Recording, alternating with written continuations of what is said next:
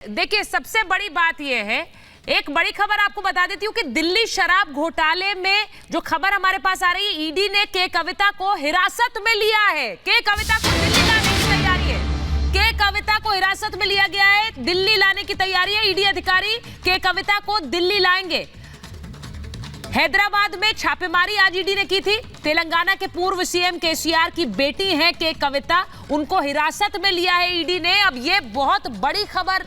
आप सोचिए कि के कविता को, जिनसे शराब घोटाले को लेकर पूछताछ की गई, उसके बाद उन्हें हिरासत में लिया गया, अब उन्हें दिल्ली लाया जाएगा। ये बड़ी खबर आपको मैं बता रही हूं। शराब घोटाले में के कविता से इससे पहले भी पूछताछ हो चुकी है और ये अरविंद केजरीवाल के लिए बहुत बड़ा झटका है, क्योंकि आज सेशंस कोर्ट से अरविंद केजरीवाल की पेशी से छूट की मांग कोर्ट ने खारिज कर दी है। सेशंस कोर्ट ने कहा कि राहत के लिए ट्रायल कोर्ट जाइए। तो अब ये बड़ी खबर आपको बता रही हूँ। एक तरफ उनकी अर्जी खारिज हो गई, उन्हें कहा कि आप ट्रायल कोर्ट जाइए, दूसरी तरफ के कविता को दिल्ली लाया जा रहा है, उन्हें हिरासत में लिया गया है। मैं इस पर जरा एक बार आ जाती हूँ वरुण पुरोहित जी। ये भी एक तरफ डेवलपमेंट्स भी हो रहे हैं। देखिए, अब शराब घोटाले की ये खबर बड़ी थी, मुझे ये बीच में ये खबर भी मैं बता रही हूँ, लेकिन इसी के साथ साथ आप सोचिए कि कल चुनाव की डेट्स आ जाएंगी, लेकिन दूसरी तरफ ये कार्रवाई भी चल रही है।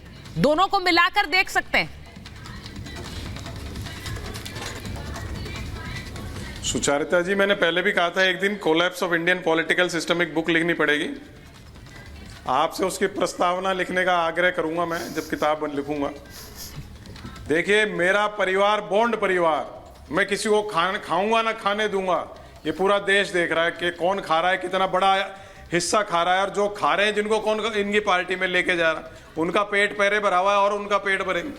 तो पूरा देश देख रहा है। मैंने पहले भी 1 महीने पहले कहा था, डी कंपनी है, वसूली कंपनी है, जो अब आप सारे विपक्ष के नेता बोल रहे हैं। अभी ये भी अनिला जी कह रही थी ये क्यों हल्ला मचा रहे हैं। इनकी जो बीजेपी हल्ला मचाती है, जैसे डीजे होता है ना जुगाड़ का गांव में, वैसा हल्ला मचाते हैं ये लोग। 75 पार तो मार्गदर्शक मंडल में हो जाता है, फिर मोदी जी कब जाएंगे मार्गदर्शक मंडल में, वो तो 75 पार होने वाले। ये सब बातें पूरा देश देख रहा है इनका।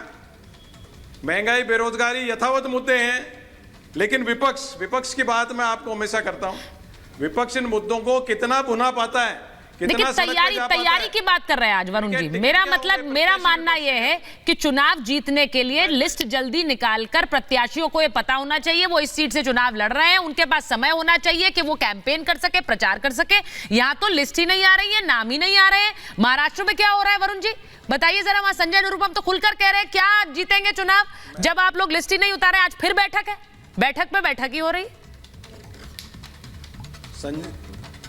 सुचारिता जी, मैंने फिर कहा, कई बार कहा है, संजय निरुपमा कोई भी जो गैर कांग्रेस पृष्ठभूमि के लोग हैं, वो कांग्रेस की ठेकेदारी कर रहे हैं दिल्ली में बैठ के। उनका क्या है, वो क्या समझे कांग्रेस पार्टी को।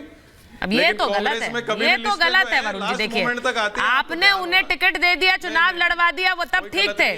अब आज वो अगर ये बोल रहे हैं तो आप बोल दे उन्हें गैर कांग्रेस पृष्ठभूमि है। शुरू से ये मुद्दा, ये तो गलत बात है।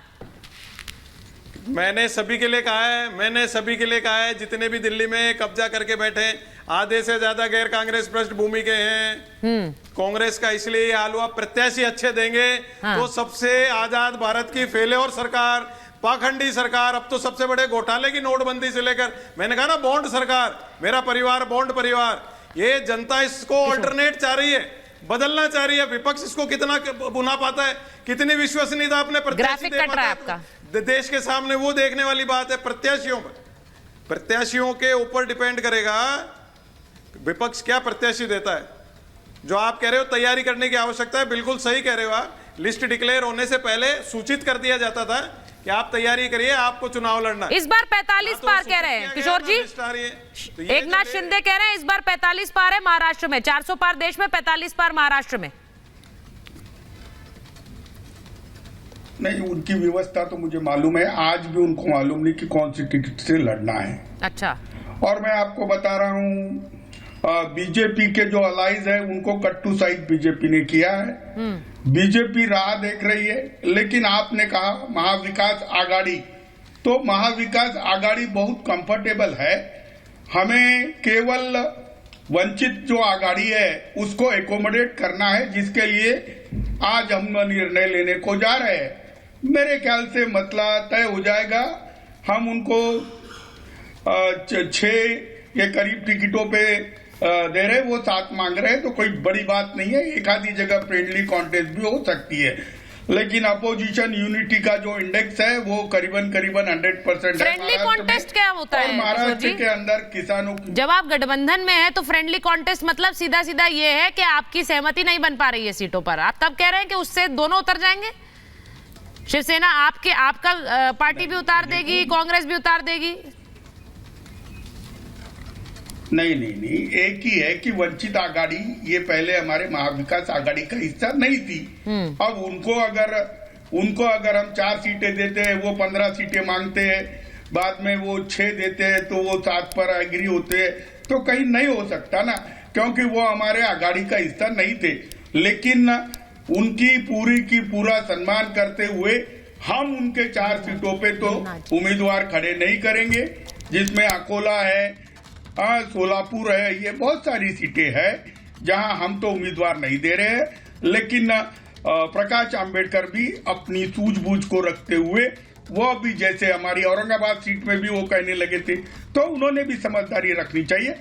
मात्र किरकिरी का एक देखिए तैयारी, आज मैं बार बार कह रही हूँ तैयारी किस पर भारी है, आज वो आकलन करने का दिन है, क्योंकि कल डेट्स अनाउंस हो जाएंगी। जो प्रत्याशी, जिन प्रत्याशियों को पता है उन्हें सीटों पर लड़ना है, वो तो उतर जाएंगे।